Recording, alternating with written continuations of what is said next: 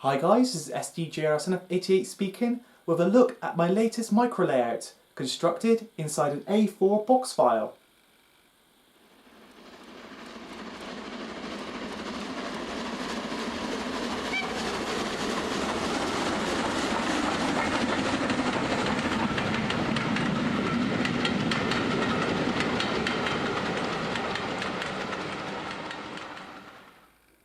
So welcome to this video taking a look at my new Boxfile micro layout. Now this is something I've always wanted to do for quite a while. Ever since I started doing micro layouts, I've been inspired to build a model railway in a box file, which is of course nothing new. There are many amazing model railways out there that have been built in very similar boxes. But the opportunity recently came about thanks to work for the Railway Modeller. I was tasked to put together an article on the latest kit from Scalescenes, which is a printable A4 box file model railway. Now Scalescenes produce a number of kits that you download off the internet and you can print on your home printer. You glue them to card and then you assemble them, and mainly they do buildings and other line side accessories, but in the past year they've branched out into building micro layouts which fit in these box files.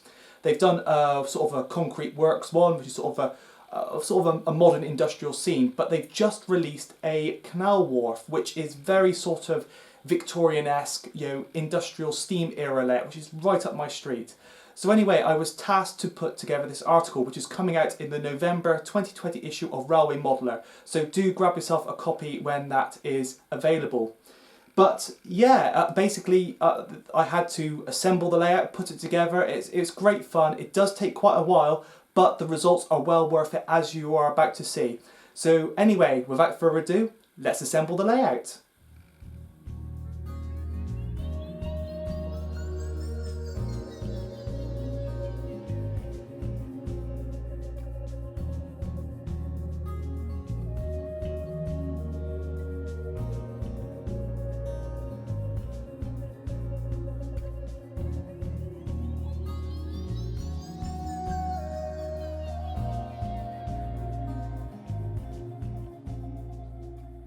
And there we have it. We've got the assembled layout, and I got to admit it really is a good quality layout once built. And as you'll see in the Railway Modeller article, it does take a bit of time, but once you get there is so much potential that this layout has, and it really is amazing that this all fits inside this box file. So the box file itself features a number of bits of the scene.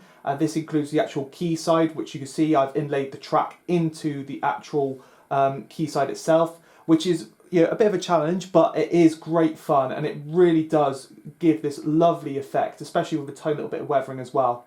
What I've done, which isn't mentioned in the article, is I've added a block signalling shuttle system, just like on Winter's End and of course Fry Summerdale. It's just hidden underneath the actual road surface itself, and then of course, as you can see, we got the exposed unit in the temporary Fiddle Yard there. And basically that gives a bit more operational potential, so I can have a train automatically shuttling back and forth on the back line and then do some shunting on the front two sidings there as well.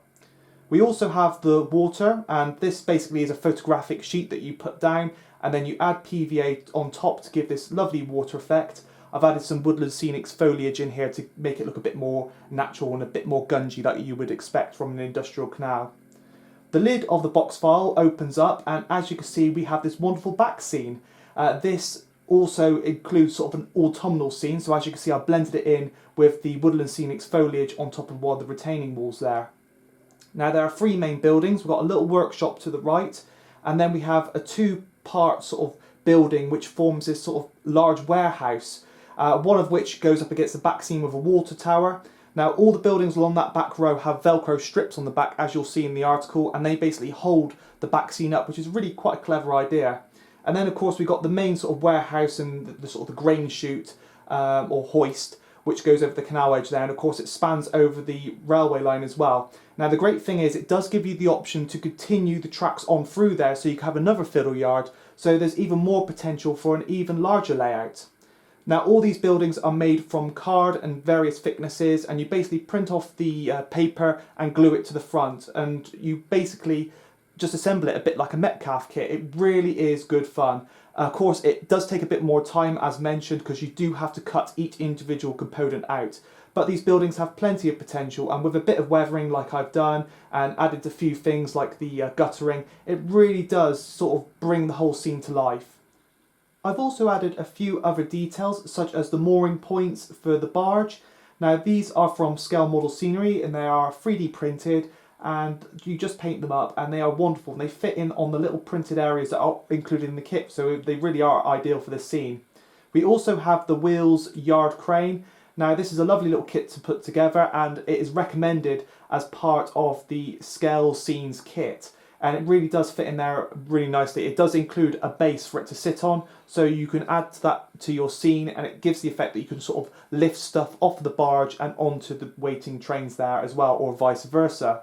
I've also added some little Pico static grass tufts, and basically they give the effect of where weeds sort of push their way up through the cracks and crevices in the concrete. But the great thing is as well, they also hold in parts of the buildings as well. So you can see I've positioned a few of them in front of the buildings, and it gives the sort of a little marking point on where those need to go to when I assemble the layout. The Fiddle Yard, as mentioned, is only temporary, but you can see the potential here. I've got two little tracks, one with the shuttle system on and one with just a straight section there. But the idea is you could just use a Pico Loco lift with the wires soldered onto the end of it, and basically just swap between the two tracks. So you drive the train on from the straight one at the back, load it onto the Loco lift, and then switch it over to the two lines at the front. It really is a simple idea. And again, all of that I put in another little box file to carry around with it as well.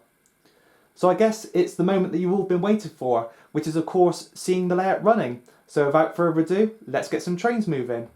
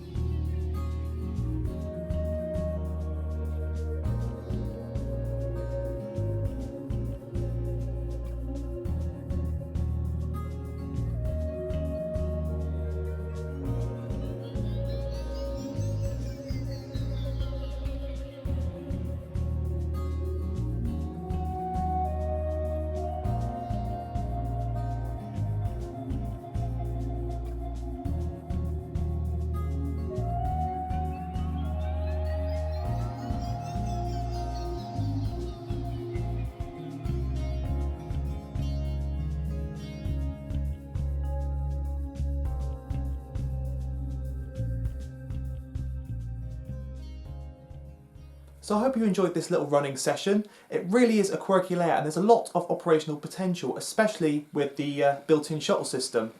Now, I plan to make a few changes to make the layout a bit more permanent and a bit more sturdy. As you can imagine, folding the layout away in the box file, as easy it is to store, it does gradually erode away the edges of the building. So I want to make something a bit more permanent and something that I can actually use when I move down to my new home in Devon. So what I was thinking, and one of the original ideas I had, was to actually build the layout in a Scale Model Scenery baseboard diorama box, like what I've used on Fry's Summerdale and other layouts. This box file should fit in there. So what I was thinking of doing is getting two boards, one for the scenic area and one for a permanent fiddle yard, join the two together like what I did with Fry's Summerdale, and basically make it a permanent, sort of like a little exhibition layout. add a lighting strip up here, continue the back scene around on the entrance to the Fiddle Yard and also around the end here, we should get a nice little layout. So let me know what you think. But anyway, I hope you enjoyed this video, and of course do look out for the article in an upcoming edition in Railway Modeler very soon. So anyway, I guess that's all that's left for me to say is this has been SDJRSNF88 speaking, and thanks for watching.